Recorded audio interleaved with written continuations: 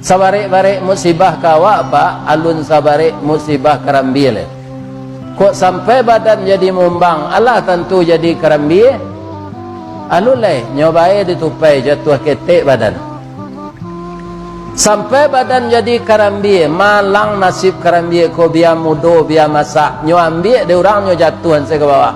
Tak pernah nyo loro jo tali. Kok tibo di tanah kareh tak kulibak kulik nan taba tibo di luluak gaca tabanam badan ke bawah.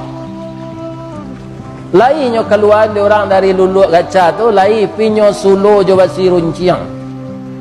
Tinggal tampuruang seleh. Di bawah badan ke teh rumah, kok lai ka disimpan dalam mari, tapi nak dapat serempang padi batuang di balah keparaku, nak dapat berkanda hati kanda Allah nambalaku, di bawah badan ke dapur dilakak je pungguang ladiang. Lai ada maduhnya, nya sabar saya.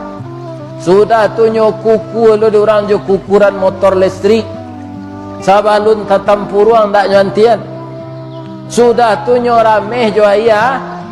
Angik nyo jarang ditungku nyo lagi lado nyo lagi sepadeh nyo lagi langkueh nyo lagi daun nasam nyo lagi kunyi. Baik ko nyo masukan dagiang, nyo masukan ayam. Cuy itu marasenyo karambie lah masak gulai itu. Gulai apa masak bu? Kecik ibu dah masak ko gulai ayam. Lai tersabui karambie. Pado inyo nak merubah keadaan.